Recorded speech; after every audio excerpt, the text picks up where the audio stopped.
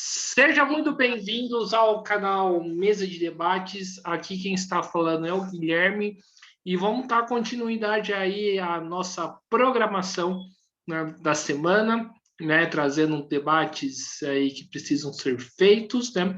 E hoje, né, às 4 horas da tarde, no dia 16 de dezembro, quando esse vídeo está sendo gravado, vamos aqui conversar com a Débora, né? Ela que também tem um canal do YouTube, assim como o Mesa de Debates, e, né, como é de costume, o Mesa de Debates também, né, divulga outros canais para entender que, né, são canais parceiros aí que estão aí no fronte de batalha aí para uma sociedade mais justa e igualitária. Então, tudo bem, Débora? Tudo bem. Antes da gente começar, por favor, se apresente. Meu nome é Débora Almeida, eu sou formada em História, estou fazendo pós-graduação em Direitos Humanos.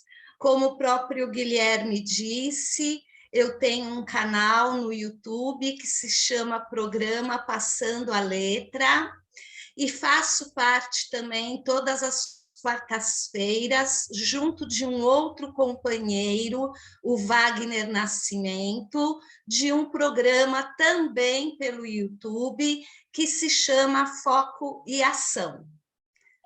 Maravilha! Então, Débora, para a gente começar aí o nosso papo, conta aí como que foi a ideia de ter um canal?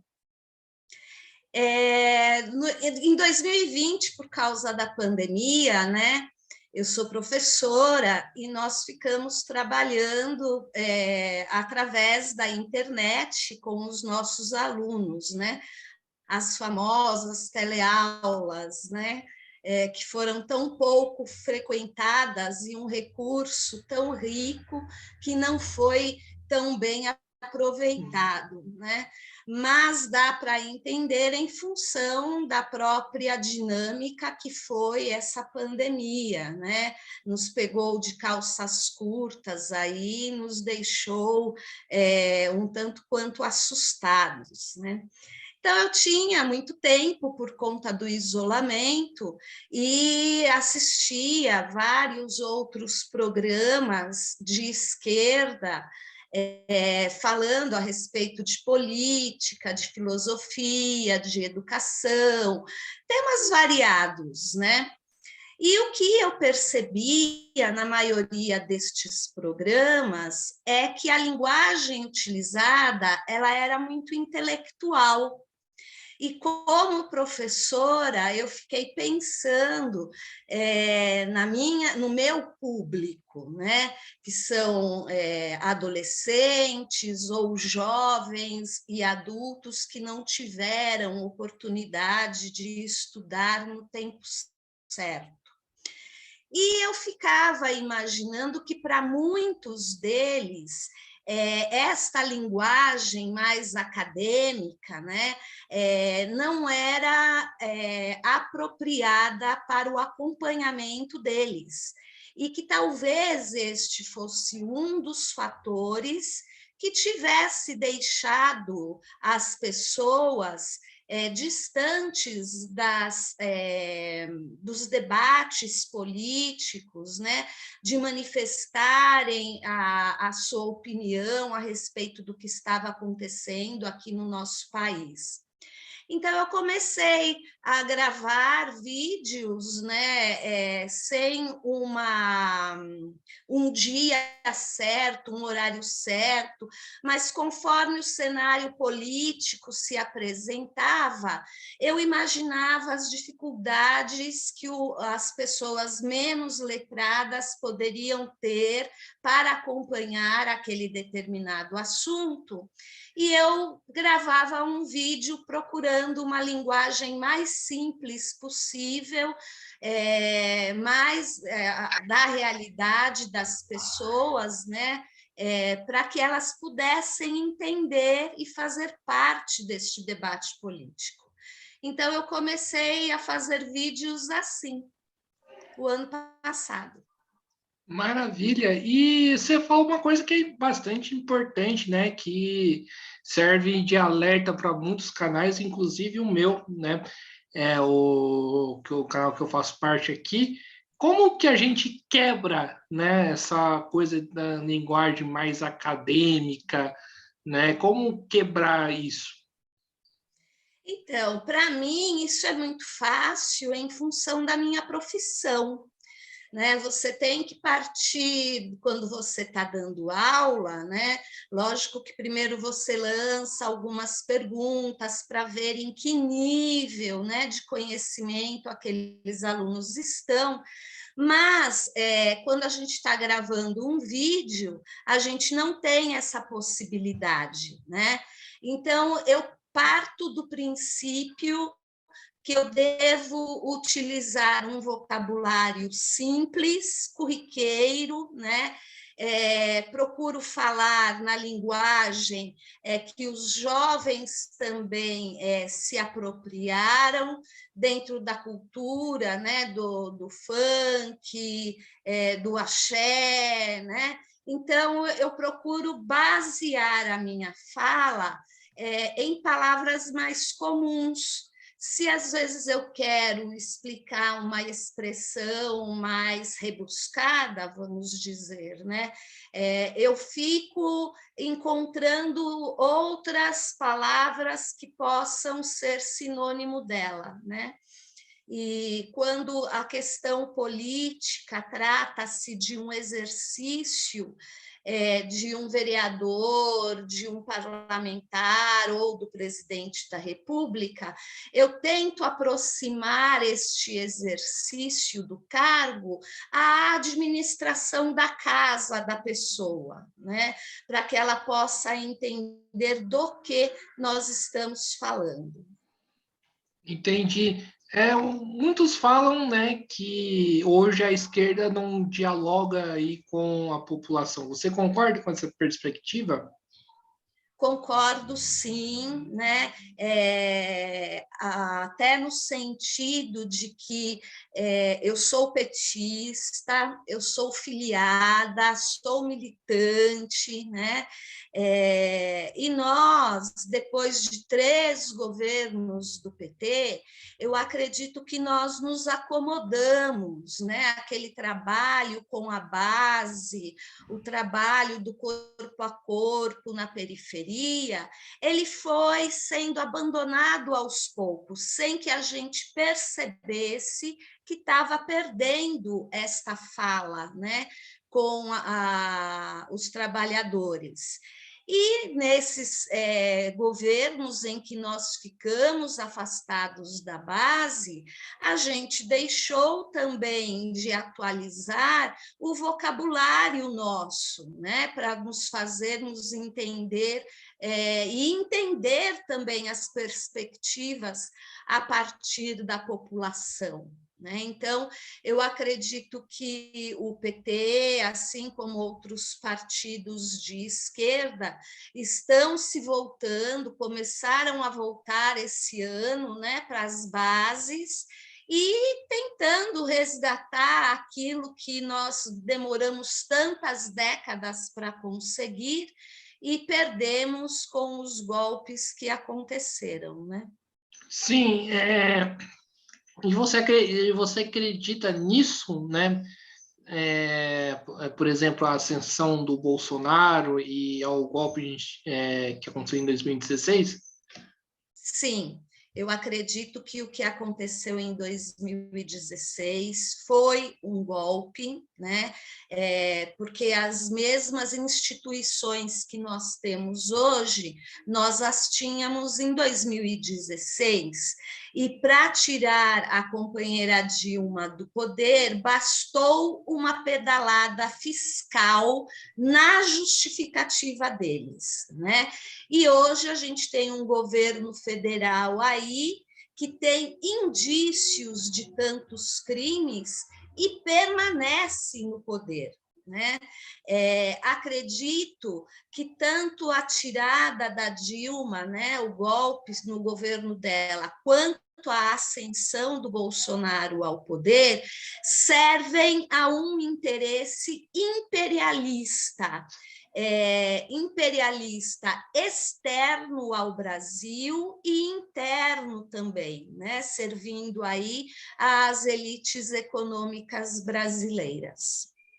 Sim, uma coisa que chama atenção aqui e que, né, acho que é um desafio, né, para a gente que é de esquerda, que possui um canal, né, é que a direita está muito à frente da gente em questão de público. Por exemplo, quando no Mesa de Debates chegou na média de 1.450 inscritos, um canal de direita tem 200, 300 mil.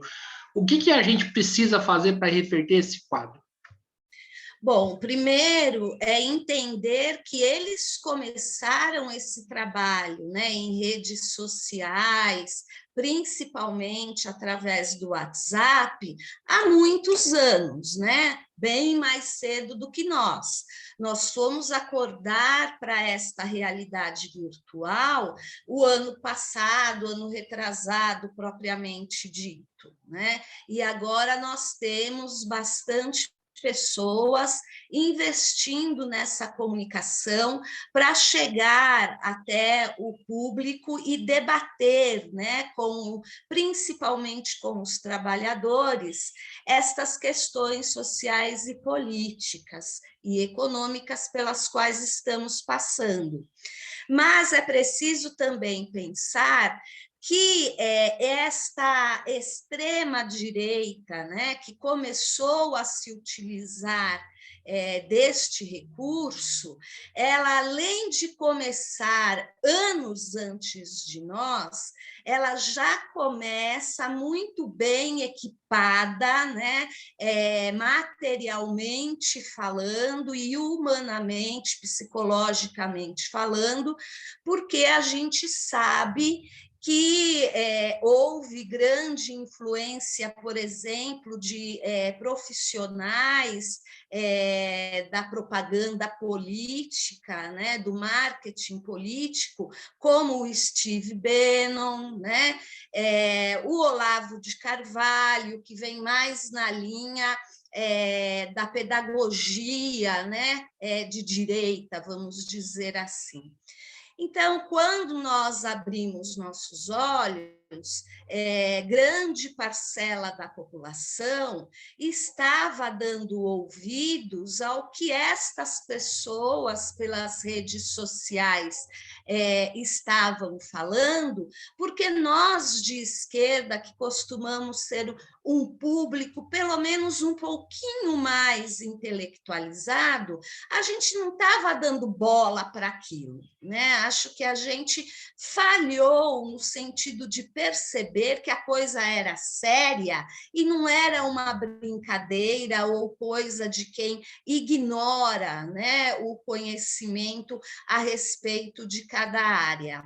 Então, nós estamos aprendendo aí no fôlego, né? Correndo,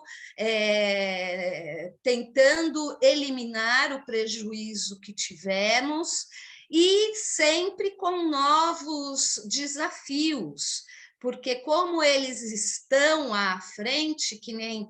Eu não gosto nem de falar o nome do canal, por isso eu não guardo muito bem o nome, né? Tem um canal aí que é mantido também através do YouTube, de extrema-direita, que é extremamente organizado, né? Você entra no canal da extrema-direita, esse que eu estou falando, e parece que você entrou, de fato, numa biblioteca, né?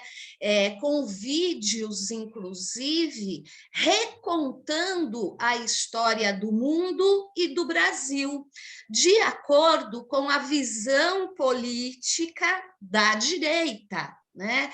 E nós, tirando o PCO, que eu acho que é um site mais estruturado, vamos dizer assim, para que você busque assuntos ou estilos, né, de gravações, tirando o PCO, a gente não tem outro site que faça páreo a este site da direita, que é muito bem estruturado e que, inclusive, a partir de 2022, vai entrar pelo Ministério da Educação nas periferias do Brasil como um programa de educação para as pessoas menos favorecidas.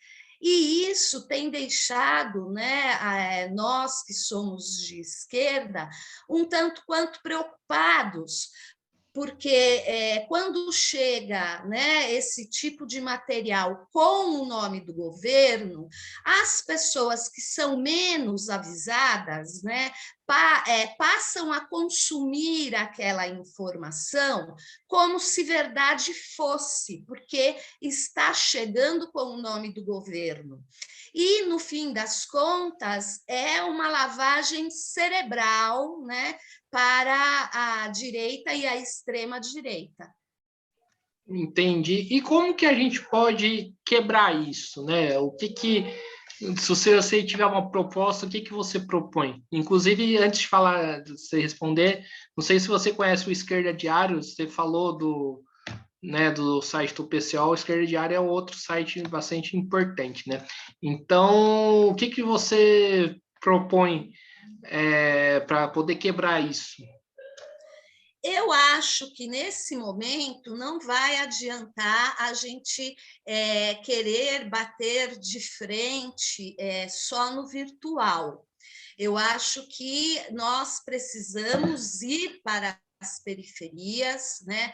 Principalmente onde este material panfletário de direita chegar, e no corpo a corpo ir mostrando, né, onde estão as pegadinhas, a fake news, o discurso do patrão, né, comparar com outras experiências bem-sucedidas. Eu acho que a gente tem que continuar investindo no virtual, mas para, né, fazermos frente a este material que já está pronto e vai ser difundido através do Ministério da Educação, a gente vai ter que dar um passo à frente, a gente não vai poder se contentar só com a telinha, nós vamos precisar ir para o corpo a corpo, de fato, na periferia. Entendi. E agora, saindo um pouco para essa questão da internet, né? Como que você está vendo o cenário político nacional, né? Parece uma pergunta mais ampla, mas se você puder resumir, né? Qual que é a sua sensação frente a esse caos todo que nós estamos vivendo? Eu acho que, embora todas as pesquisas, né, venham dando a vitória do Lula, inclusive em primeiro turno, a gente não pode baixar a guarda, né, porque ainda temos aí pelo menos mais 10 meses pela frente, antes das eleições, e nós sabemos que o governo federal, ele do dia para a noite, e às vezes no mesmo dia, ele solta cada uma, né, que faz com que a gente se desespere de fato, né? Eu não me lembro de um dia de tranquilidade sequer desde que o Bolsonaro assumiu a presidência da República. Então, eu acho que, embora o Lula tenha condições bastante palpáveis de levar a presidência já no primeiro turno, ou quiçá no segundo, eu acho que nós não podemos baixar a guarda em nenhum minuto. Eu gosto muito de ouvir o Rui Falcão, né? Aliás, estou falando tanto do PCO que eu nem estou parecendo petista, né? Rui Costa Mas Pimenta. eu gosto. Rui Falcão é outro. Rui Falcão é um dirigente do PT. Perdão, é o Rui Pimenta que eu queria falar, perdão, ainda bem que você me corrigiu. Eu gosto tanto de ouvir o Rui Pimenta falando, né? E ele, esses dias, ele estava, agora no final de novembro, até no meu programa eu já indiquei esse programa dele para as pessoas ouvirem. O Rui Pimenta, ele comenta que ele não acredita, assim como outros analistas também, que vai ser fácil a chegada do Lula ao poder. E se ele conseguir chegar, vai ser difícil para ele se manter no poder, justamente porque ele vai contra os interesses imperialistas, né? Se você parar para olhar para trás nos governos petistas, a gente não viu o Lula ou a Dilma batendo de frente com os Estados Unidos, mas nós vimos, né, os dois criarem blocos econômicos, estabelecer aliados, né, políticos na América Latina, na Europa e na Ásia, justamente com aqueles países que eram menos respeitados pelos Estados Unidos, né? Então, a tática do Lula não é bater nos Estados Unidos, mas fortalecer, né, junto de outros países e colocar pelo menos alguma resistência à política imperialista e o valor do dólar no mundo, né? Então, no BRICS, por exemplo, o Brasil, a Rússia, a Índia, a África do Sul, a China, né? Além de fazerem parcerias econômicas, trocavam tecnologia também. Né? Aqui na América do Sul, a gente viu o Mercosul, que começou com 3 países e aos pouquinhos foram sendo convidados outros países a participarem de algumas negociações do Mercosul através de convite do Brasil, né? Então, eu acredito que a esquerda chegará, sim, ao poder, mas que nós temos que estar preparados para surpresas. Bem, então vamos aí para uma questão que eu acho que é polêmica, né, mas que eu acho que a gente precisa conversar aqui, né? Possível chapa de como Geraldo Alckmin, né? Que foi você que é professora, eu também fui professor, né? Você que eu foi um inimigo, né, dos professores que sucateou a educação do Estado de São Paulo. Qual que é a sua avaliação, né, de uma possível chapa Lula e Alckmin? Então, dentro do PT, a gente tem, como acredito em vários partidos, né, grupos diferentes, né, que se unem pelos ideais socialistas, né? O nosso partido é o segundo maior partido do mundo, então há de se esperar que haja, né, embates, né, e pensamentos contrários em determinadas situações. Eu moro na cidade de São Paulo, então eu sofro com o PSDB duplamente, né? Tanto na prefeitura quanto no Estado. O Estado a gente não aguenta mais, né? Porque na cidade a gente ainda às vezes dá a possibilidade de um ou outro partido fazer um revezamento, mas no Estado o Alckmin ficou aí mais de década, né? E, assim, para a população pobre, até aqui em São Paulo, nós o chamamos de picolé de chuchu, né? Porque não tem gosto nenhum, né? Então, com a parcela mais pobre da população, ele praticamente não fez nada por nós, né? E aí entra, então, né, a diversidade de opiniões que eu estava tentando explicar que existe dentro do PT. Existem petistas que são petistas e existem petistas que são lulistas, né? E eu tenho um pouco de receio dessa expressão lulista, para que os próprios petistas não confundam, né, a atitude, o posicionamento de ser lulista com um posicionamento semelhante ao do gado bolsonarista, né? Porque quando o nome do Alckmin chegou a ser mencionado na mídia, eu logo, né, falei, pelo amor de Deus, né, ele não, né? Além da experiência que nós tivemos com o Temer no governo da presidente Dilma, aqui em São Paulo, o Alckmin não deixa saudade alguma, né?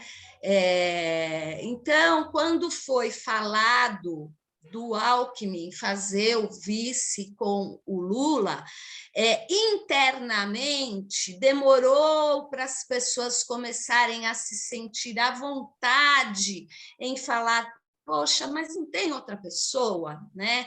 E aí vinham os lulistas, né, com aquela fala de que não, eu confio cegamente no Lula, o que ele escolher está escolhido, e tudo bem, eu amo Lula de paixão, eu o vejo como um grande estadista, um homem muito inteligente, né? E isso vocês podem ver, não porque a Débora está falando, mas porque ele demonstra isso, né? A mídia golpista até tenta abafar, né? Mas não consegue. Tamanho o clamor, tamanho o movimento que ele faz quando ele se posiciona em relação a alguma coisa, né?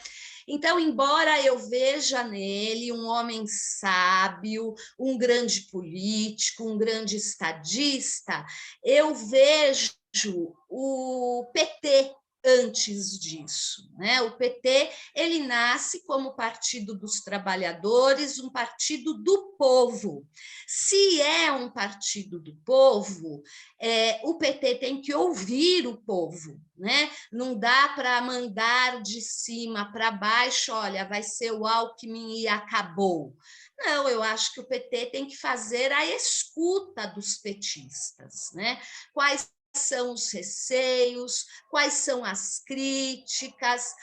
Eu acho que se for fechado, né, o Alckmin como vice, vai precisar de um trabalho dos nossos líderes de partido, com a base dentro do partido, para explicar como isso foi combinado, até para nos acalmar, né, para que a gente não fique a qualquer movimentação estranha do vice, se assustando, né, tomando aí alguns sobressaltos e vendo, né, pelo em ovo, vamos dizer assim. Mas o Alckmin, por mim, não seria o vice ideal do Lula.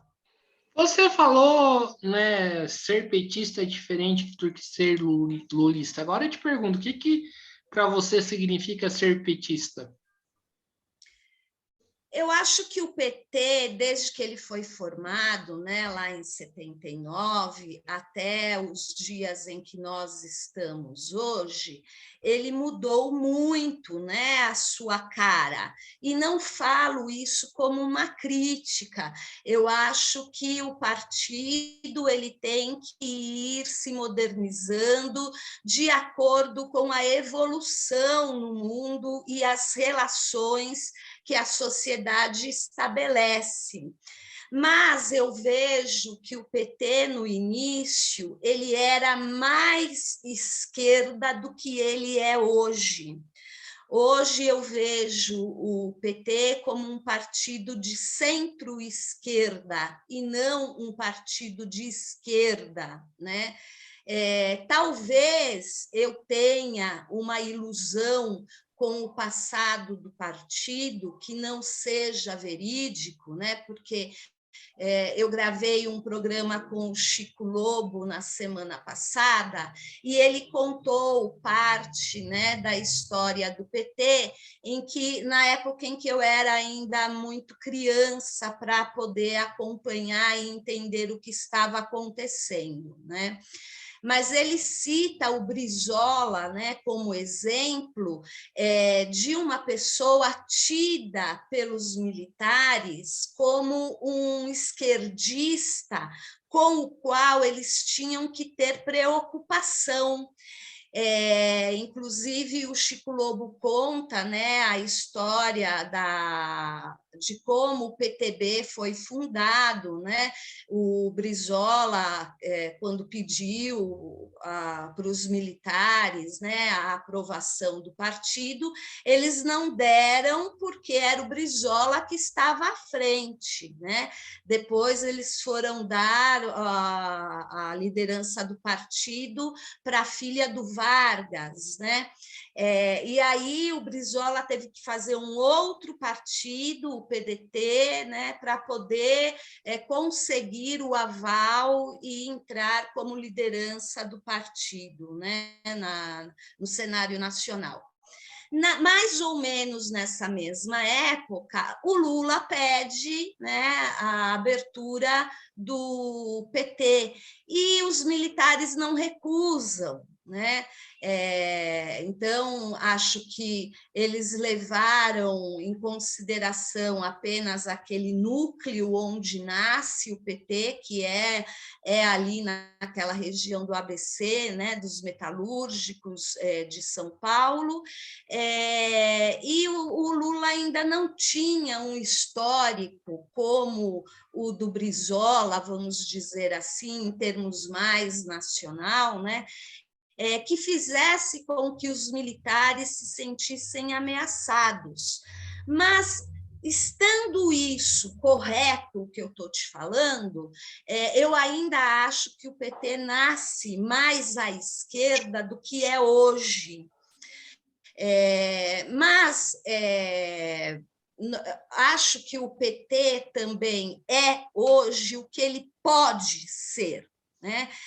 Se nós fôssemos um partido mais à esquerda, nós não conseguiríamos estar nas pesquisas de eleição com possibilidade de ganho no primeiro turno, né? Porque a nossa sociedade, ainda desinformada e acomodada nessa desinformação, ainda acredita naquela história, né, de que comunista come criancinha, né? Se um partido mais à esquerda ganhar, você tem uma casa aqui, tem outra na praia, vão te tirar uma das casas, você vai ficar só com uma, né? Então, ser petista hoje é ter o orgulho, né, de ser parte do segundo maior partido do mundo, um partido que nasceu do meio do trabalhador, do meio dos metalúrgicos, que foi, né, atraindo simpatizantes mais intelectualizados por conta de o PT, na prática, propor todo aquele arcabouço socialista, né, que tantos intelectuais debatiam sobre como chegar a uma situação mais amena, menos selvagem em termos de capitalismo, e o PT, né, nas mãos dos seus fundadores, começou a mostrar o caminho. Então, ser petista hoje é um ato de rebeldia, né, frente a tudo que já aconteceu no nosso país, e de esperança também, né? Uma esperança que é ativa. Paulo Freire falava a respeito da esperança de esperar e a esperança de esperançar, né? Mas esse esperançar também não pode ser aquele esperançar de que eu almejo e fico esperando, né, que outras pessoas façam por mim, né? Nós é que precisamos tomar a nossa bandeira, a bandeira enquanto causa política, né?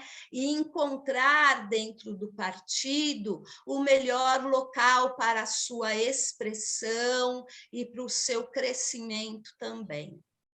Você acha possível que o PT volte a ser mais esquerda?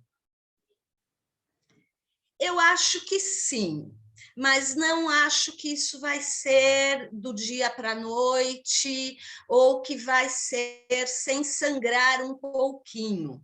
Eu gosto muito de ouvir o professor Alisson Mascaro. Você já o ouviu alguma vez? Eu já ia, e muito provavelmente mês que vem, talvez consiga marcar uma entrevista com ele. Ele é bárbaro, né? Ele é muito bom. Ele faz uma leitura do marxismo a partir de Pascanes, né? Em que ele fala que o próprio capitalismo vai ser o seu algoz. Né? Nós já estamos vendo parte disto a partir da questão ambiental. Né? As empresas, as grandes indústrias terem que ter mais responsabilidade social por questões ambientais para que eles próprios não se destruam, né? Então, eu acho que através dessa responsabilidade social, se nós trabalhadores de fato aproveitarmos, né, as brechas que o capitalismo for abrindo, justamente porque ele está se tornando impraticável, né? A gente consegue sim transformar o PT mais à esquerda, né? Pensar mais no coletivo, menos no lucro. E nós estamos aí à beira do Natal e se você for ao centro comercial, você poderá constatar que as vendas estão muito fracas. Né? Então, os donos dos estabelecimentos já passaram daquela época em que no meu lucro ninguém mexe. Né? A gente já está presenciando a flexibilização dos lucros de vários empresários, né, comerciantes, para não perderem a sua clientela e nem os seus produtos, os produtos que eles vendem. Preferem ter uma margem menor de lucro, mas fazer com que a roda continue girando. Quando nós passarmos por esta fase de inflação, que esta roda girando permaneça e reconhecidamente, né, o trabalhador venha a ser mais valorizado por os capitalistas perceberem que quando o trabalhador tem dinheiro, a roda não para de girar, né? É o eterno discurso do Lula. E o Alisson Mascaro, ele acredita que por mais, né, que o capitalismo não queira abrir mão, uma revolução ela virá justamente pela inviabilidade do capitalismo no futuro. Você fala daqui, né, do socialismo, cita o PT, mas só que, né, uma coisa que consta a mim, né, que o PT nunca foi um partido socialista, inclusive, né, o próprio Lula já, desde a sua fundação, deixa bem claro em relação a isso. Como que você faz uma análise dessa parte aí da história do partido? o socialismo ele é um conjunto teórico, né? Que na prática a gente não consegue colocá-lo todo. Tanto é que nós nunca tivemos, de fato, né, um país socialista ou comunista. Nós tivemos países que se aproximaram do socialismo, né? E o socialismo, eu normalmente faço uma comparação para os meus alunos poderem entender com o cristianismo, né? Independente da tua religião, o que Jesus pregou, né? Se todos seguissem, todos seriam felizes. Mas o ser humano, ele é corruptível. Então, mesmo ele sabendo que aquilo vai contra a sua própria religião, ele pratica. No socialismo, guardadas as devidas proporções, eu vejo a mesma coisa. É um conjunto de teorias que, se todos seguissem, né, ou tentassem adequá-las à sua realidade, todos seríamos felizes, porque o que estaria no foco da atenção seria o bem-estar social em todos os seus sentidos possíveis, né? Mas mesmo sabendo que, se nós seguíssemos esse conjunto de teorias e regras socialistas, o mundo seria mais feliz, a gente não segue. Por quê? Porque o ser humano é corruptível, né? Ele é egoísta, ele é avarento, né? Ele tem uma série, ele que eu digo, me incluo, né? Não estou me excluindo dessa humanidade. Nós sabemos que a gente todos os dias tenta aí burilar, né, a nossa mente, a nossa parte transcendental, no sentido de se tornar melhor, né, ter mais empatia, aprender mais com a natureza, né, as lições que a natureza nos ensina, para que o coletivo viva de forma mais harmoniosa. E como e por que o ser humano, na sua opinião, é corruptível? Então, veja bem, se a gente parar para pensar, né, na história da humanidade, ela é muito mais recente do que a história do planeta, né? Então, assim como a natureza teve que encontrar um ponto de equilíbrio nela para que ela fosse toda essa exuberância que nós vemos hoje, o ser humano também está aprendendo ainda, né?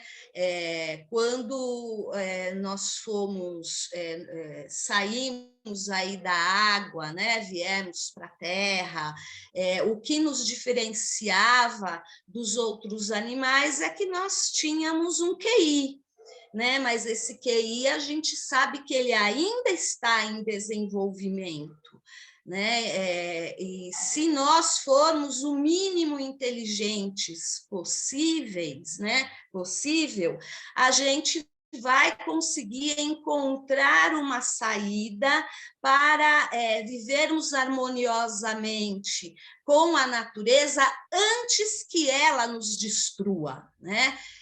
E aí, sim, nesse tempo, a gente aprendendo a conviver com a natureza de forma mais coletiva, a gente vai desenvolvendo, né, esse QI e nos distanciando cada vez mais daquilo que nos aproxima dos animais, né? O impulso, a questão da sobrevivência, a questão da raiva que não foi domesticada, né?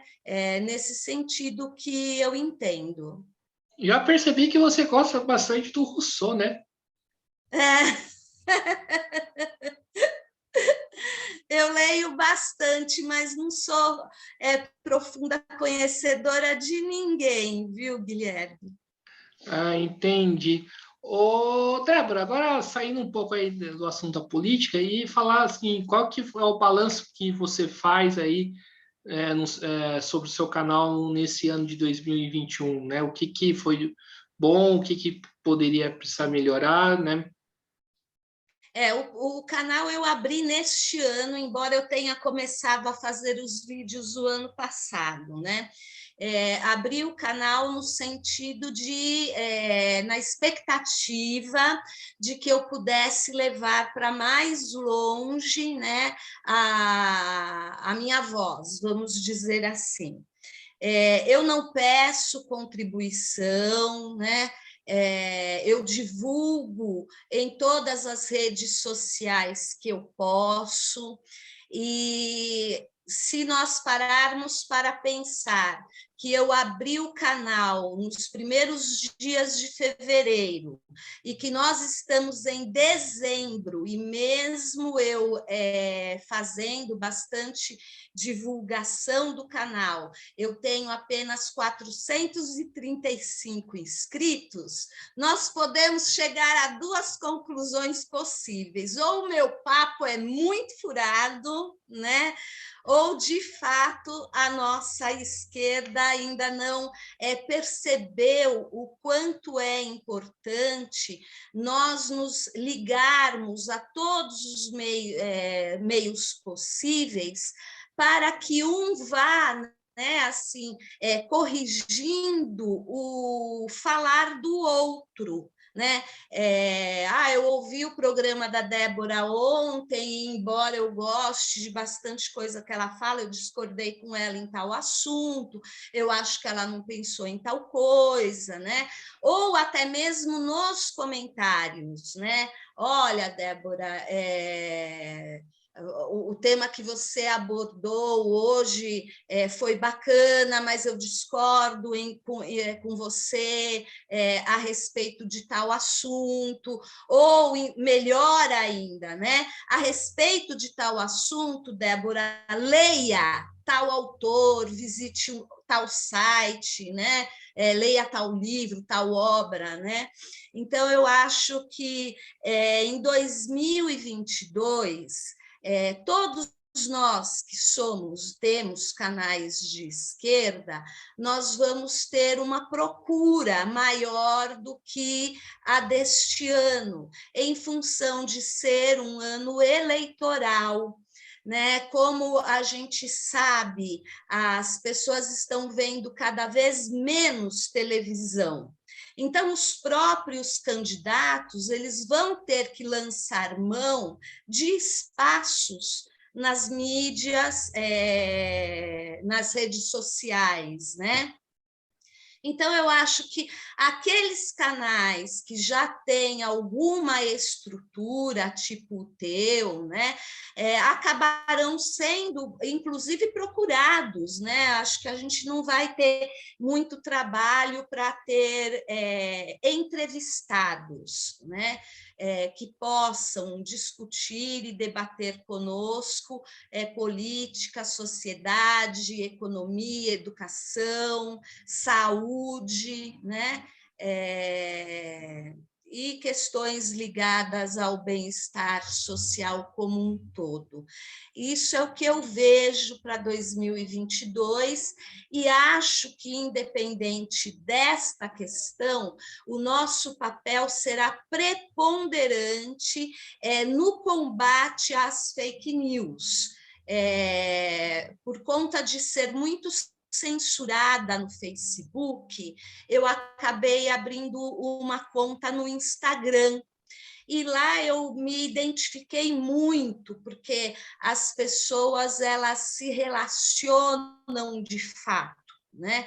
O Facebook parece que virou um grupo onde você só fica procurando memes, né? Ou tirando fotografia para provar quem está melhor na fita, né? E no Instagram não, no Instagram justamente, né, uma rede social que surge para você compartilhar as fotografias que você gosta, tomou um viés político muito interessante. né? Então, você posta, não há uma foto que você poste, né? Ou um meme que você poste no teu Instagram que não gere uma discussão política bastante bacana. Então, eu acredito que em 2022, todas estas redes sociais terão um papel muito importante no combate da fake news, né? E eu percebo isso principalmente através do Instagram, que é algo imediato, né? A partir do momento que você sabe que saiu uma fake news, já tem alguém que já produziu algum material, a pessoa começa a compartilhar, e a rede dela toda vê aquilo, fala, opa, não estava sabendo disso, e começa a compartilhar também, né? Então, nesse sentido, eu vejo que o Instagram vai ser muito importante, o YouTube vai ser esse espaço de debate, de apresentação de ideias, né? Um espaço para que você possa ver e rever os programas que te chamarem a atenção de uma determinada pessoa ou um determinado político, né? O Facebook, eu acho que é uma rede social que não vai demorar muito e vai acabar, tipo, como aconteceu com o Orkut, né? Eu ainda não conheço bem essas redes sociais mais novas, né? Não sei se você conhece a rede social do Leonardo Stoppa. Você conhece, Guilherme? Não, ele tem rede social? Ele abriu uma rede social muito semelhante, assim, no mecanismo, vamos dizer, né? É muito semelhante ao Facebook, mas é uma rede que está começando agora e que, embora não esteja fechada para quem pensa diferente de nós, a maioria das pessoas que está lá são pessoas de esquerda. Então, tem uma troca de material muito bacana, que às vezes a gente se perde no YouTube justamente por ser uma rede tão grande quanto né? O bom do YouTube é que você tem uma visibilidade internacional. Né? Cerca de 30% dos meus vídeos são assistidos fora do Brasil, né? E essas outras redes, né, sociais, elas são mais eficazes no nível nacional mesmo, né? Pelo menos é assim que eu vejo. Depois eu te mando o link da rede social do Léo Stoppa. Se eu não me engano, ela chama Rede Tupi. Rede Tupi? Certo. Então, para a gente finalizar aqui o nosso papo, e quais são os planos aí para o canal para 2022? Eu tenho que aprender mais sobre tecnologia. Eu confesso que em 2020 eu aprendi muita coisa, mas foi no susto, né? Porque a gente tinha que dar aula para o aluno através da internet, e era muito curioso, porque nós, professores, formávamos um grupo no WhatsApp que trabalhava 24 horas por dia, porque quando a gente queria dormir, a gente precisava tirar o som. As pessoas iam descobrindo, né, ferramentas novas, né, através do computador, e queriam compartilhar aquilo que tinham descoberto para que todos nós pudéssemos dar a melhor aula possível para os nossos alunos, né? E o governo não financiou um curso para nós, professores, aprendermos a lidar com estas ferramentas. A gente foi aprendendo naquela de tentativa, de erro, de acerto, né? Então, se eu olhar para 2020, eu posso dizer que eu aprendi bastante coisa, Mas, olhando para 2022, eu tenho muito mais coisas para aprender, né? Então, durante as férias, quero ver se eu consigo me apropriar um pouquinho, né, do conhecimento de como funcionam TikTok, né, Quai, e outras que estão surgindo. Você olha, tem mais ou menos noção do que é, mas não se aprofunda, às vezes, até por conta de tempo mesmo, né? Trabalho, casa, a militância, né? E a vida social, né? A gente não pode esquecer disso também. Então, acho que maravilha. Então, Débora, estamos aqui chegando aí no final da entrevista do Mesa de Debates. Quero aí agradecer a sua participação, né, as suas contribuições e passo a bola para você fazer as suas colocações finais aí nesse bate-papo. Guilherme, eu é que agradeço a atenção e o espaço que você me deu, agradeço o teu público e convido o teu público para conhecer o programa Passando a Letra e o canal Foco e Ação. Eu e meu companheiro Wagner Nascimento, nós fazemos um programa especial toda quarta-feira à noite, 20 horas ou 19 horas, dependendo, né, de como está o calendário no mês. E agora, na próxima semana, a nossa ideia, na quarta-feira, às 20 horas, é reunir as pessoas que a gente trouxe no programa agora no final do ano e fazermos um grande debate, um grande bate-papo, onde você também está convidado, viu, Guilherme? Só falar o horário aí em que a gente procura participar, sim, né? Então, acho que é isso aí. Então, acho que é isso aí, né? Muito obrigado a todos, né? Muito obrigado a Débora. Então, o nome do canal é Passando a Letra. O meu é o programa Passando a Letra e com o meu parceiro é Foco e Ação, canal Foco e Ação. Passando a Letra e Foco e Ação, né? Então, isso, né? Fica aí o convite aí para os ouvintes também se inscreverem aí no canal, né? Também se inscreva aí no canal Podcast Mesa de Debates de Tudo Um Pouco, né? Curta a nossa página do Facebook, siga a gente no Instagram e acompanhe o nosso blog. Então é isso aí, pessoal. Muito obrigado a todos e até a próxima. Fui.